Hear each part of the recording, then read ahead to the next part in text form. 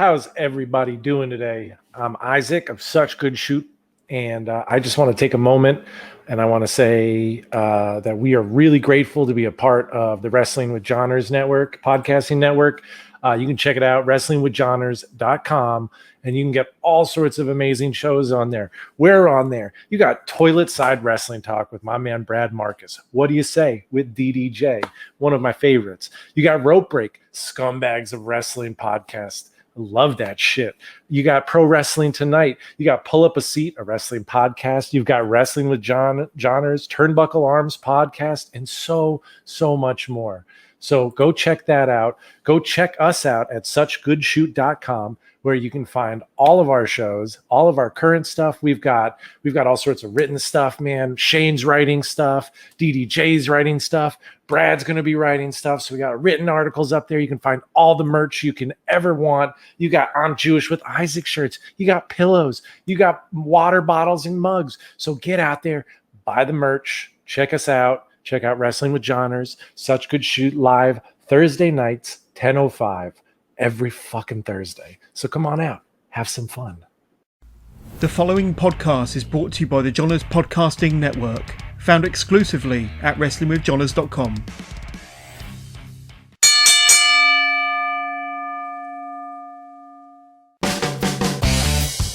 Attention wrestling fans. You're now about to listen to the band coming down the aisle from the main streets of South Elgin, Illinois, with a microphone in his hand and questions on his mind. This is Whaddya Say with DDJ.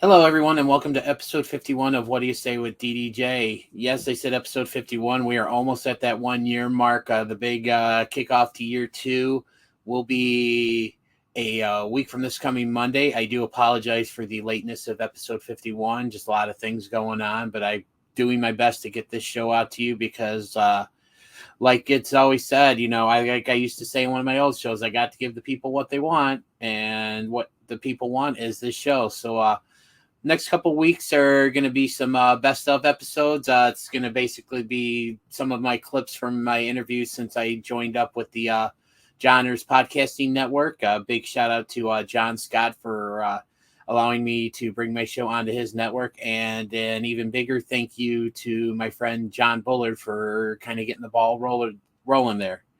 Speaking of John, you will hear him, part of my interview with him from a few weeks ago, along with my clips from my interviews with Allan Funk, as well, like I mentioned, John. We're also going to be hearing from the Irish Xtreme Ronnie Clodfelter, as well as the ring announcer for Chicagoland Championship Wrestling, and my good friend, the gregarious Greg Hansen.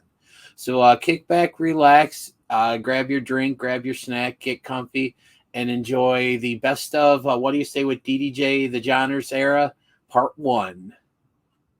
What's up, everybody? Listen up. You're listening to Allan Funk, former WCW superstar, Kiwi, and Power Plant legend. You're listening to Whaddya Say with DDJ on the Johners Podcast Network.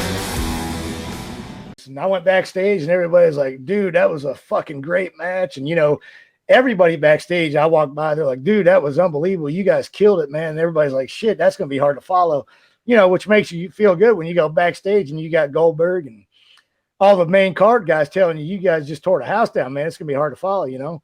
So, you know, we're watching the card and this and that. And at this time, there was nothing going on there as far as like everybody talking about WWE. It was, I mean, in my shoes, nobody was really talking about it. Mm-hmm.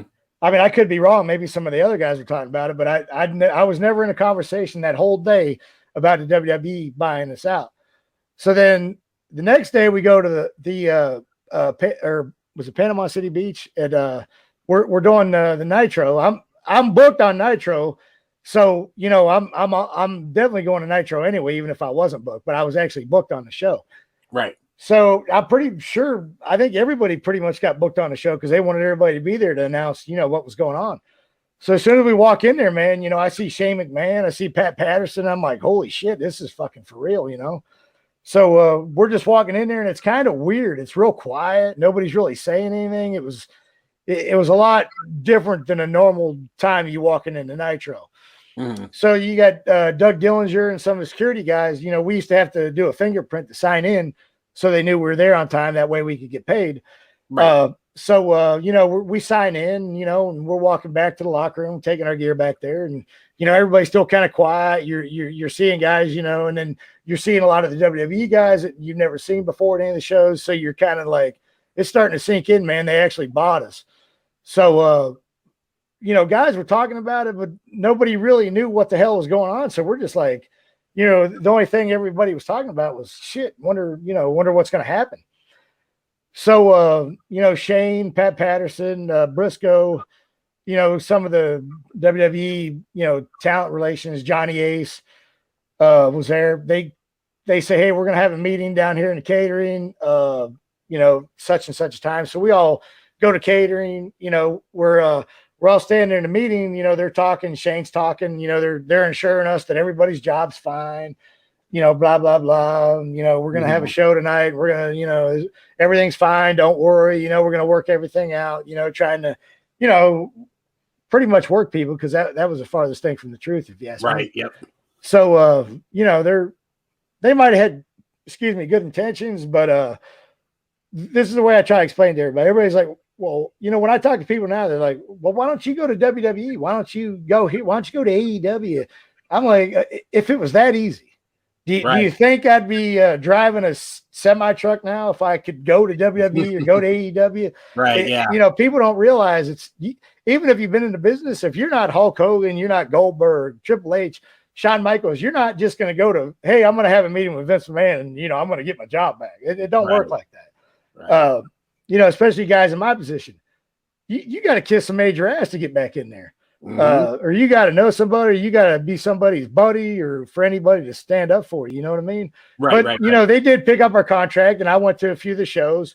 Then Johnny Ace calls me one day after the Nitro. I was booked on the Nitro, that last Nitro. Never did a match or anything. It was kind of a weird night of matches. If you remember that card. Yeah. It was just a weird vibe.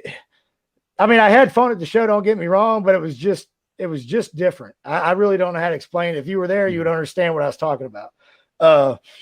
So then after the show, we leave, nothing was said about nothing. So, at this point, like me and Mike Sanders, Jindrak and all these guys, that was in the power pen, Elix Skipper, Rick Cornell, we're like, we're just going to go home and wait till we get a phone call. We're still under a contract. We're every Monday we go to the mailbox, we're getting a paycheck, but we don't know what's going on. Right. So me and Mike Sanders actually, and like I told you before, I'm from a blue collar family, middle class. I'm used to working. I'm not better than anybody else. I can't go get a job, but I'm still getting paid. Right. Mike Sanders' dad owns a tow truck company. So me and Mike Sanders are driving tow truck for his dad, making extra money while we're still getting paid by WWE. That's just how I was raised. I'm not just going to go home and sit down, sit on my ass and wait for somebody to call me. Right. So, me and Mike are making extra money, driving tow truck for his dad. Well, one day Johnny Ace calls me while I'm driving the tow truck. He says, hey, Allan, I got good news and bad news for you. He goes, what do you want first? And I said, give me the good news, Johnny. What do you got? He's like, well, WWE's picking up your contract. You know that, right? I said, yeah, and he said, they're going to give you a raise. You're going to make a little more money. I said, all right, cool. And which wasn't a lot of money. Don't get me wrong. When I say raise, it wasn't like, a 6-figure raise. But it was a little bit, better than nothing. Right. So then he tells me the bad news is you got 2 weeks to move to Cincinnati, Ohio. And I'm thinking, man, this is going to go over like a fart in church for my wife. You know what I mean? Oh, yeah. I can imagine. So I go home. My wife gets home from work. She was a nurse, or she is a nurse. We're divorced now. But so I go home, tell her, she's fucking pissed, man. She's like, we got to move to Cincinnati. I said, listen, I don't know what's going on. I said, let me just go up there. Well, I'd already talked to some of the boys by this point. I was going to meet Rick Cornell, Mike Sanders, Jindrak, all these guys are going up there to HWA, which is in Cincinnati, Ohio, which is Les Thatcher School. Mm-hmm. So we go up there. We're living in an extended stay.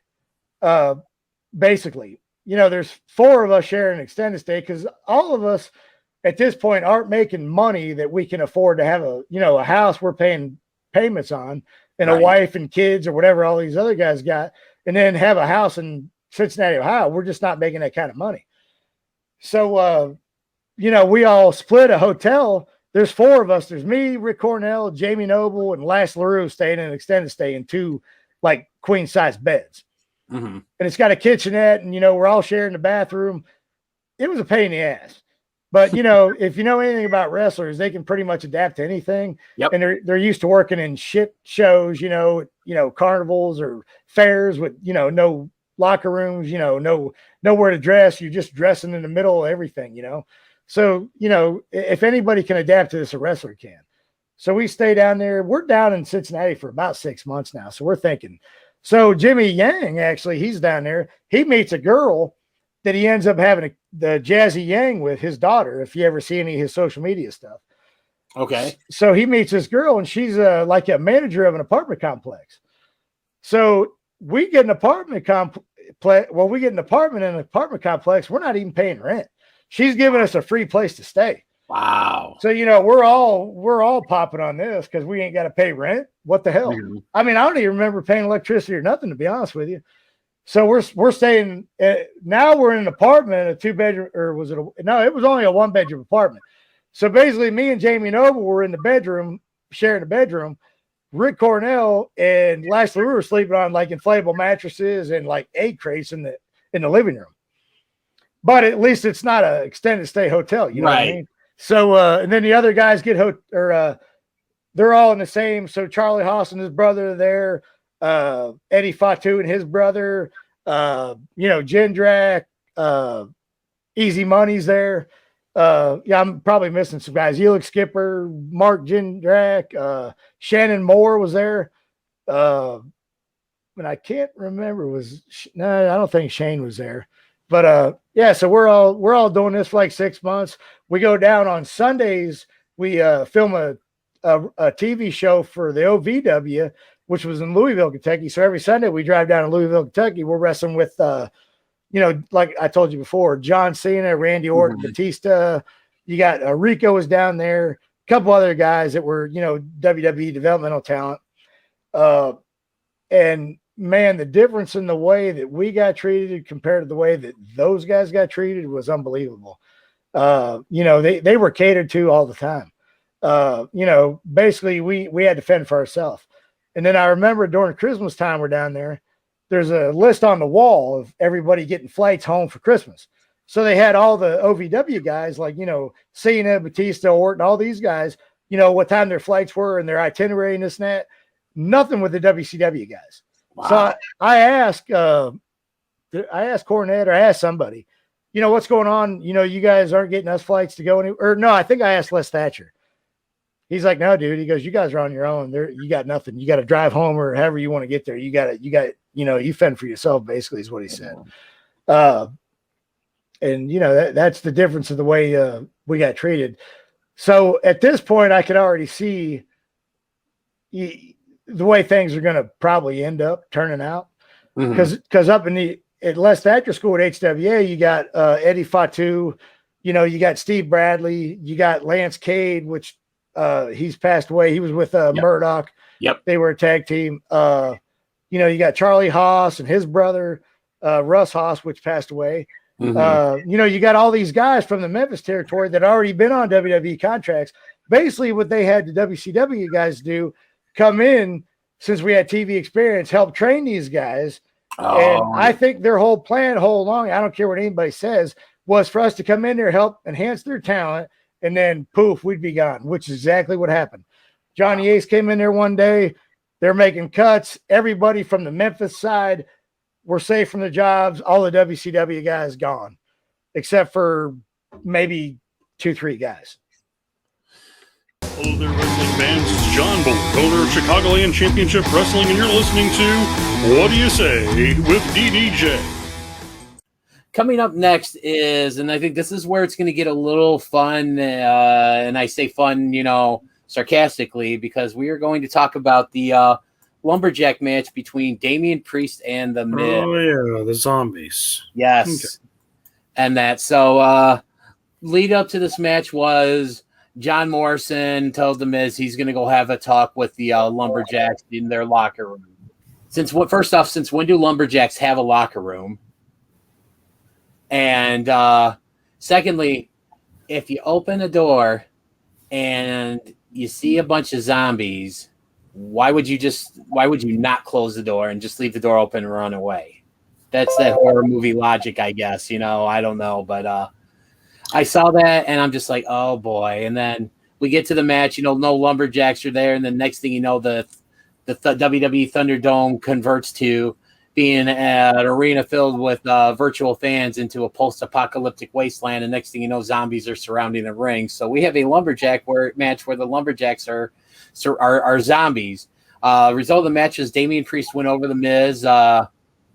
What'd you think of the match? Did the right person go over? And then after we talk about that, we'll talk about the whole idea behind why the zombies were there.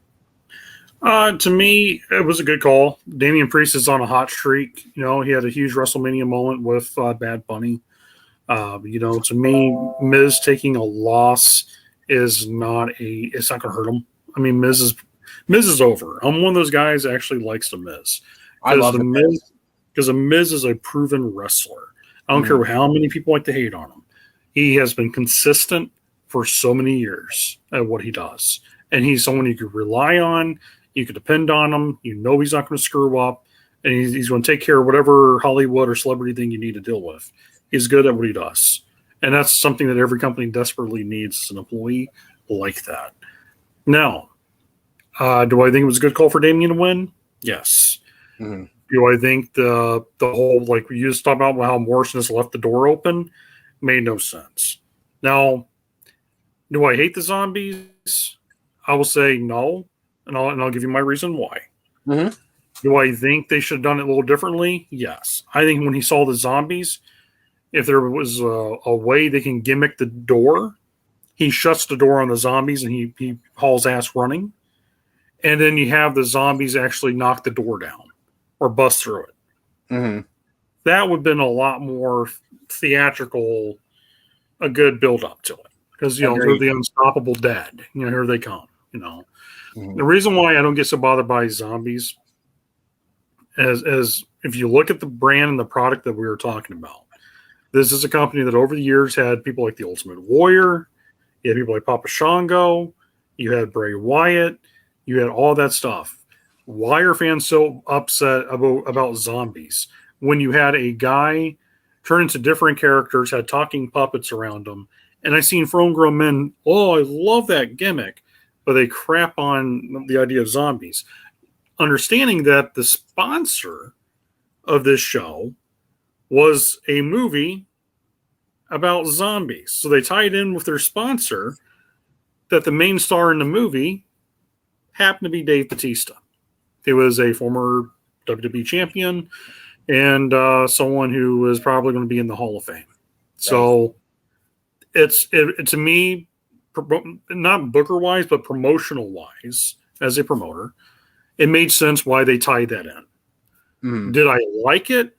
Like as a fan? No, I'm good. Was it something I was like happy to see? No, but I understood why they did it because it was a sponsor paying them to put this in, and Miz, of course, is a movie actor. Damian Priest kind of has that whole dark side persona anyway. He's like Hell's Archer. So it works in a weird concept for that. But was I a huge fan of it, though? Not really. But as a promoter, I understood where it was coming from. Okay, that's a fair assessment. That's why I wanted to bring you on here, because a lot of times you see things differently than say I would or fans would, because you're involved in the business. You book, you you promote and stuff like that, and you obviously will have to look at things a little bit differently than say myself, who's just someone that watches wrestling and and is a fan of it. So I definitely appreciate that take. I personally didn't like it. I thought I definitely think they could have done things a little bit, differently that made this a little bit more well received by the fans as well too. But I mean, overall, I agree with you. I think Damian Priest going over was absolutely the right move. Like you mentioned too, I'm a huge Miz fan. He's over.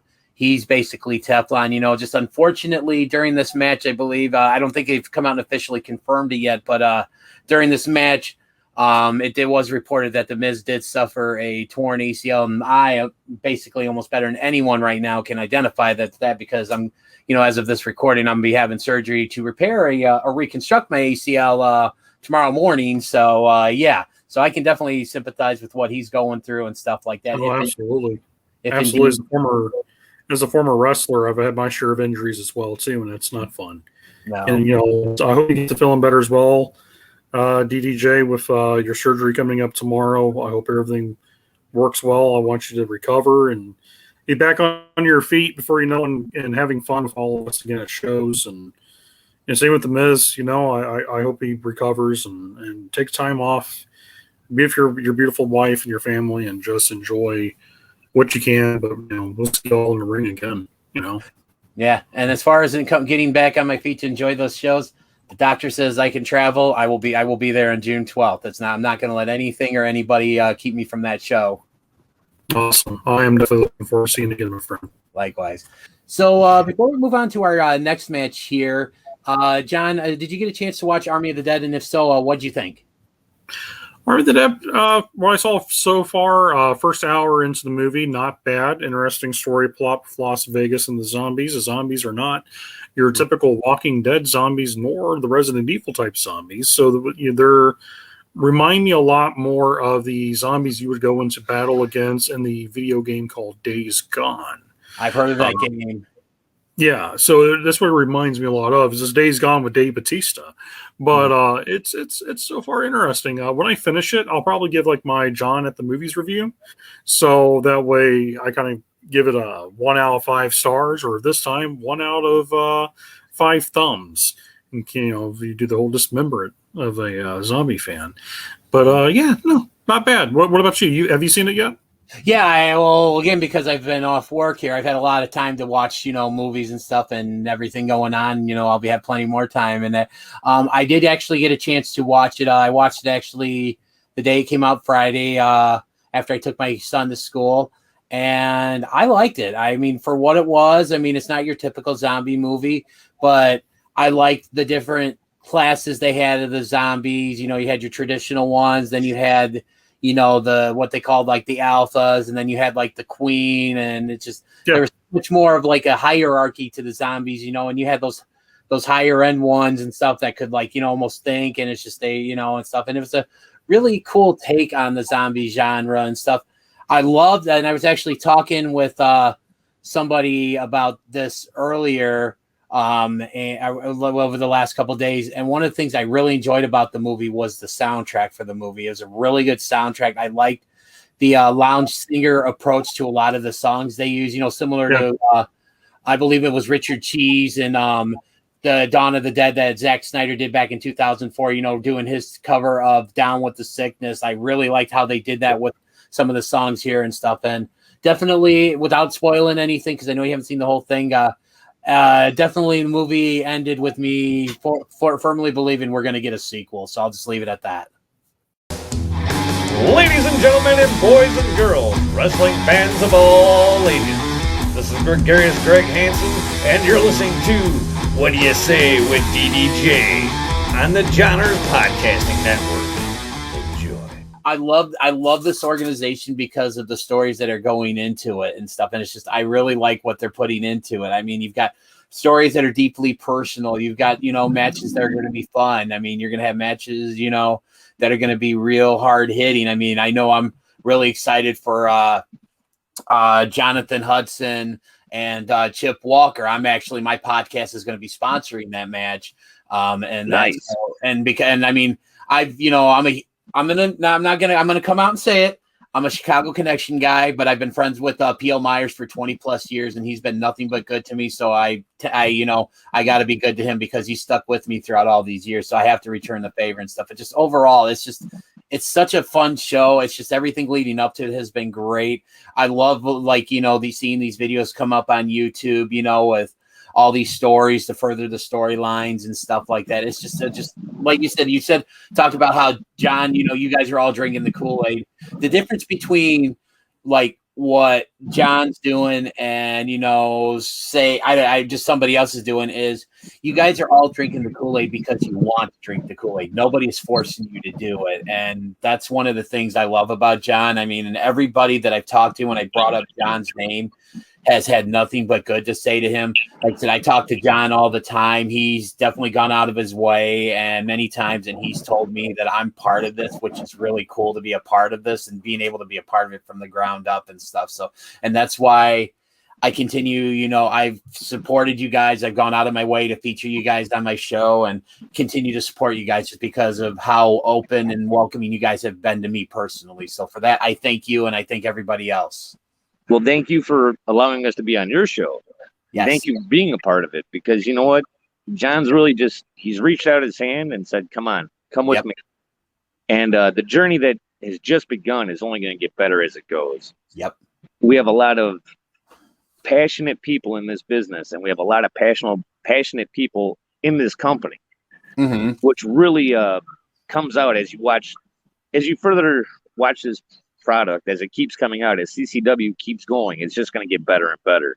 Right. The storylines will continue to be, and I can't even storylines. It's just how people feel towards each other. It's actually a lot of these guys, what you're seeing in these YouTube videos and what you're hearing them say is legit. This isn't so much just, fact or fiction. This is what's going on. This is how these people are actually feeling. Paragon, he kidnapped somebody, and I don't want to get into that because I can't say he did or didn't, but let's just say that he may have made me a little upset, but I don't want to be trapped in somebody's trunk of their car. And P.L. Myers, I'm glad you brought him up. Yes. That man right there has how many years of experience? He's just started, I believe. He just celebrated 20 years. So 2 decades in the business. And he is offering his guidance. He's offering his knowledge, not just to us, but also to all of everybody in the back. He's worked with some of the greats. That man's worked with the Road Warriors, Bobby the Brain Heenan. The list is huge. Yeah, absolutely. And, to have a legend like that with us, along with a lot of the other legends we have, like Vic Capri, C-Red, Marche, I can go on and on. This isn't a list of nobodies. Nope. We have some young up-and-comers, don't get me wrong, but the veterans that are guiding them in the back are very well versed and very much have honed their craft through the years. And I can't wait to see. Everybody's going to really enjoy the June 12th show. August 21st is going to be a great show. Everything coming up is going to be just off the charts. Right. The more that we go, the better it's going to get. And John literally he's the one that's, the engineer of this train. And the best thing I can say is jump on while you can, because it's going to be a good time all the way through. Oh yeah, I've got my I've been on since day one, and I'm not getting off until I'm forced off. So going back to you discovering pro wrestling here, who were some of like your favorites when you first started watching? Oh wow. The one guy that I always loved, and I still do to this day, he reminded me of my dad back in the 80s, was Arn Anderson. Oh, the huge AA fan, the huge. Oh, man. And the Four Horsemen, as I was told later on in my fandom, so to say, I told my buddy, and I was like, man, I hate that guy. He's like, good, he's doing his job. I'm like, what do you mean? He's like, whether you love him or you hate him, they're doing their job. It's when you don't care about him at all, that's when they have to worry. Yep, absolutely. I love that. And Arn Anderson, I loved him just because the way he looked with the glasses and everything, he looked like my dad, legitimately. My dad was about a foot shorter than him, but that's another story. But the Road Warriors, there's nothing that can top when they would come out, destroy somebody before the bell even rang. Yep. And they were just legitimate tough guys. They were legitimate badasses. And it was so fun to watch that energy, just even watching on TV. I can imagine being in the actual stadium to watch it. Mm-hmm. The Von Erichs, that storyline before Kevin had passed and everything else, not to date myself, but there's no age discrimination on this show. Thank you. I appreciate that. The Von Erichs, Fritz knew what he was doing with his boys. And when he brought the Freebirds in, that was just, wow. That was must-see TV. Yep. You know? Ric Flair, of course, because I mentioned the Horsemen. Yep. As you see, I'm not mentioning a lot of WWF guys. I mean, like, of course, I liked Hogan. I liked the Junkyard Dog and stuff like that. But I was never really a huge WWF fan until mid-90s. I'd watch it, but it'd be easy for me to turn it off. I'll tell you that. Okay. It was a little more hokey, and I liked more of the realism that you would get with the NWA, AWA, everything else besides WWF. And they had a great show, don't get me wrong, but it wasn't.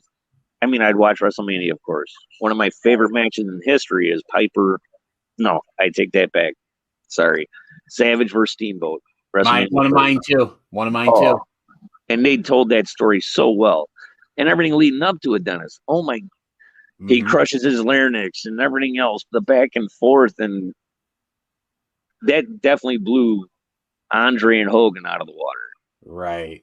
Andre and Hogan got the butts in the seats, and Macho and Ricky stole the show. I loved Piper. I've always loved Roddy Piper. That made him captivate an audience like nobody else. Jake the Snake Roberts, I got a chance to meet him a couple times, once before he sobered up and once after he sobered up. Funny story about that is he was at a Resistance show, and he was in line for a hot dog. I'm like, oh, my God, that's Jake the Snake Roberts. So I go up, I tap him on the shoulder. I'm like, Mr. Roberts? He's like, yeah. I'm like, man, you were my hero growing up. And he turns to me and goes, you need to pick better heroes. I was like, dang, man. But then when he sobered up, he had come in. I live in Highland, Indiana. And he had come into town over at this place called The Room to do his, little live shtick. And I got a chance to talk to him. I got a couple autographs. He went outside for a smoke, so I ran outside to talk to him. And we were discussing a lot of things and a lot of things away from wrestling. And it was really nice to see the human side of him and how far he's come from being sober. And I'm so proud of him because it's not an easy thing to do what he had done. And I mean, the list goes on and on. Shawn Michaels, I've always been on the fence with him, but he's a fantastic performer. I always enjoyed watching his shows. Undertaker, I've loved since the day that I seen him. That guy used to creep me out as a kid, but nothing but respect for that man as he went on through his career. How long do you have? Because I can make this list huge. I love these. I got as long as you need. I'll tell you what. That's for me being a kid, and I'm sure I'm missing a few here and there. As we get into the Attitude Era, of course, Stone Cold Steve Austin. How can you go wrong with that? You can't. The Rock. But then my underdog that I always loved was Val Venus. That hello, ladies. I love that. Always got me laughing. And The Godfather. If you didn't like the Ho Train, then I don't know what to tell you. That was great stuff. Benoit was always at the top of that list as far as technical, just brutal guys. Yeah. Guerrero, Chavo and Eddie. Man. The Dudleys, of course. The Dudley boys brought something new to the table, especially when they did go to WWF. Because when they came, they had that extreme attitude to come with them. Without them and the Hardy Boys, Edge and Christian would have just been another tag team. Yeah, I agree. They elevated, all of them elevated each of their games. You hear the stories now going back that, a lot of guys were on Michael P.S. Hayes' butt for, you guys need to jump off that ladder and stuff like that. But I think they were more willing to do it anyway because they always wanted to up that bar. And it was so great. Andre will always hold a special place in my heart because I always admired him. And then coming later in life and finding out all of the trials and tribulations he went through from being that size and all the damage that his body took through the years and trying to just cope with the pain as well as trying to deal with people. I'm sure that had to be way a lot on him. Oh, absolutely. That and all the stories about how he'd drink like, 8 cases of beer while some guys are just trying to finish 6, stuff like that. Right. That always get me chuckling. Man, I'm going to stop there with the amount of guys. I mean, I've loved wrestling for a long time, and I didn't get into a lot of the different offshoots. I watched ECW as I could. Joel Gertner, I've actually got a chance to meet him and talk with him. And Yeah, Joel's a good guy. Oh, yeah. I'll tell you what, he's top notch. And I got a chance to actually go to lunch with him. I worked StarCast 3. And really? Okay. Yeah, I got it. My buddy Mike Berry Sr. got me the chance to go work with Conrad and all them. Yeah. So I got a chance to meet I was a lot. there. You were? Yeah, I went to StarCast 1 and 3, so. No, I missed StarCast 1. Mm-hmm. That was before me. But as soon as I got the chance to go to 3 and actually work the show. Yeah. Oh, how can I forget this? Mick Foley. Yeah. Oh, man. So was it Saturday night? I want to say it was Friday night. There was a show going on that a bunch of guys took off to go see. So I sort of got stuck working the door for one of the events going on. Mm-hmm. And I'm sitting there and I'm listening and I'm looking, and I've been giving a bunch of people a hard time getting through the door, just being a smart ass, just having a good time. And as I'm watching, I see this huge hulking shadow come over me. And I'm like, I look up, it's Mick Foley. I was just like, oh, and I couldn't even say nothing. I was just in awe, just like, Mick Foley, Mankind. I was just so thrown off because right, that guy, the stories that you would hear, even when he made it big, and he was one of the top names, he was still changing in the hallways with the guys that were just jobbing out. Mm-hmm. A lot of respect for that guy, because you know what? He beat the hell out of himself. Oh, and he did so much to pretty much help WWF get the win, for the Monday Night Wars. And it was just great I didn't get a chance to actually talk to him because I was too starstruck, so to say. Scorpio Sky, that dude is so cool. I don't know if you got a chance to meet him. Yeah, I got to meet them. I got to meet all 3 guys back when they were together at SCU at the first StarCast, and then they were at one of the Warrior Wrestling shows at Marian Catholic.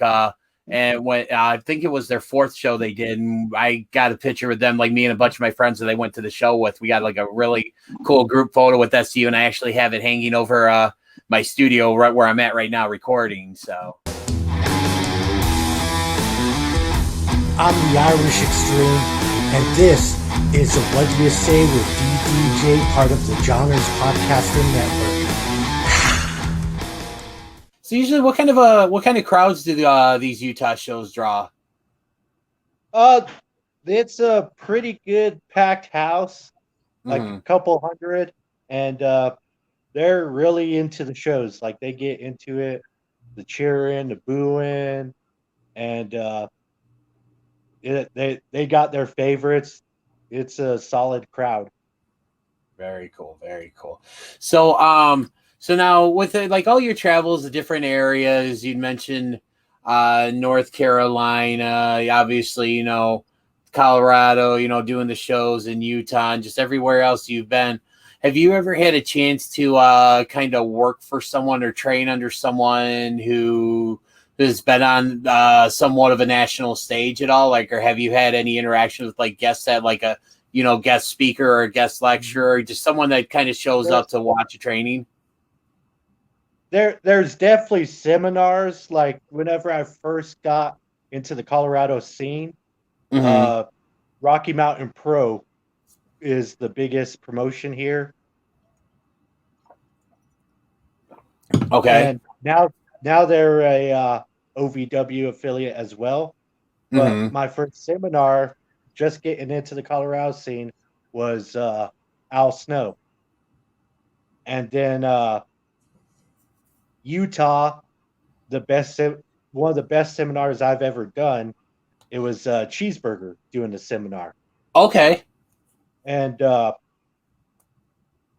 then did a Arizona show, Cactus League Wrestling, while they were running. And it was their first ever internet pay-per-view. And it was the show that made news because Big Cass came back. Oh, wow. And it was not only Big Cass, but Killer Cross, Thunder Rosa, Crime Time, JTG and Shad. Yep. Had someone else, I can't remember their names, but it was big stars on the show. And then Cactus League did a show in Fort Collins, Colorado. They used me again, and Killer Cross on that one, Chris Masters, Thunder Rosa again. So, and of course, when you're backstage with them, you start picking their brains. My first Colorado Springs wrestling show, Marty the Moth was there. Oh, I love Marty the Moth. And picking his brain backstage. Hey, what did he think about the match? What did he think about this? What did he think about that? Right. So it's definitely something that you do backstage with whenever you get a chance to work with bigger names. Hey, what did he think about my match? What did he think about this? Mm-hmm. Now, have you found that like your experiences, like when you've had time to pick the brains of these people, like were they good? Did anybody like brush you off? Was anybody like particularly super like receptive? What were some of your experiences like with those big name talents? Never had anyone just brush me off. Mm-hmm. Nowadays it's they're more open, you know. Right. Because if this guy comes and asks for advice, asks for a critique, he's actually wanting to learn. So they'll be more than willing to give their advice. Gotcha. And the biggest one I ever got was in Afghanistan. It was a WWE handshake tour. And it was Vince McMahon. And for their first night, you know, as I'm passing through, you know, I mentioned, hey, I'm a wrestler on the indie circuit. You know, just that quick, hey, how you doing? I'm this. And the next day we find out our battalion's flying them. And our battalion knows that I'm into wrestling. So they're like, hey, if you go at this time, it's when they're supposed to show up. And me and another soldier, we do a little walk by. And all of a sudden I hear Vince be, hey, wrestler, come here. Having a 20-minute conversation with Vince. Oh, wow. And what were some of the things that you talked about with your time with Vince? Oh, man, it was as he was giving his advice as a wrestler, look out for this, look out for that, look out for the promoters that, because he asked whereabouts I'm at. I was like, around the East. Look out for the promoters who'll be, and after he mentioned it, I experienced it. The promoters, it's, hey, the door was short, can't get you your money, but what we can do is next month give you a DVD copy of this show. Oh, geez. And you know, a bunch of what we call carny business. Right. And then he's telling me what promoters should do. Like promoters should always take care of the people first, the workers, always be friendly, always be open. Like he's just going on, and it's like so much information in just a 20-minute time span. Yeah, that's got to be pretty cool. So it was there. Were you able to get any time with anybody else other than Vince, or? Just like pictures with Big Show, Kelly, and Eva Marie, and that was about it because they had to fly to the smaller fobs to do their little handshaking session with them. Yeah. So we always see, you know, like when they do the tribute for the troops and they show like the you know, Vince McMahon and all these superstars interacting with the troops and all that, and you see all, you know, like what we basically see on TV is like what we see on TV actually what you guys experience actually being at these things, or is it just like, is it one of those things that's all edited and made to look good for TV? It is what it looks like, but with ours we didn't have no show like that. It's just a handshake tour. And so they were just coming to like visit just to see all the troops and everything. Okay. Yeah. So we didn't get no huge show, but Yeah, they keep everything 100 whenever they show the pictures and the videos. That's awesome. Because, I mean, you don't get a chance to hear, a lot of people getting time to interact with Vince McMahon, especially 20 minutes worth, and stuff. I mean, I could just, I'm not a huge fan of a lot of what WWE does nowadays, but I mean, I could just imagine that I just would just kind of struggle to think of, what I would say to Vince if I had 20 minutes to pick his brain and stuff, So, I mean, I'm just sure, that had to be just like one of those feelings that, or one of those like things that you'd probably look back and say, this is like one of the greatest moments of my life. I'm sure that's how you felt once you were done talking to him. Yeah. Yeah. And our supervisor, she got a video with him of her telling him that he's fired. And how did Vince react to being fired? Oh, he had a blast with it. Like in those situations without the camera running, the WWE camera running, he's pretty chill and enjoys the moment. Greetings and salutations. This is the fallen angel Christopher Daniels, former world champion, favorite to millions everywhere, and the man with the career that makes the girls cheer. And you are listening to Whaddya Say with DDJ on the Johners Podcasting Network. You're welcome. Once again, thank you so much to Ronnie. Thank you to Greg. Thank you to John. And thank you to Allan for their appearances on my show. I hope you enjoyed some of the clips here. Like I mentioned before, next week's episode is going to be the same. Going to be seeing clips from a few former guests, including current Ring of Honor star Silas Young, amongst others. And that'll be next week. It'll basically take you up to from episodes 46 through 50. And then, like I said, a week from this coming Monday will be the kickoff to year 2. I'm actually going to be debuting a new overlay for my interviews. You can actually see the new logo right here. I want to give a shout out to my boy Isaac Gresser from Such Good Shoot and his guy for making this happen. And speaking of Such Good Shoot, catch me on their episode that will be dropping this Thursday, July 29th at 10:05 Eastern Standard Time. I will be on there for part of the show where I will be matching wits with the Godfather in a little new segment they're debuting called Rain Man versus Wrestler. I'll be asked questions along with the Godfather, and the question will be answered. Who knows more about the Godfather's career, the Godfather or me? So be sure to check that out live on their YouTube page, and then eventually coming to their audio page. And while you're at it, go check out their interviews. They've been killing it with their interviews lately. They've had Heath.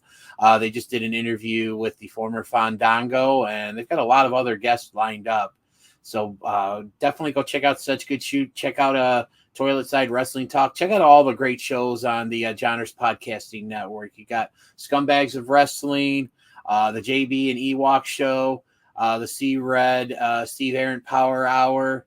A lot of great shows, and definitely check them out. Go to wrestlingwithjohners.com to see all the shows and get access to all the old episodes. And while you're at it, go to my store on Teespring to pick yourself up a Whaddya Say with DDJ shirt. Well, that's all the time I have this week. And once again, thank you to all my former guests for being on the show. And we'll see you next week with the best of Whaddya Say with DDJ, the Johners Era Part 2.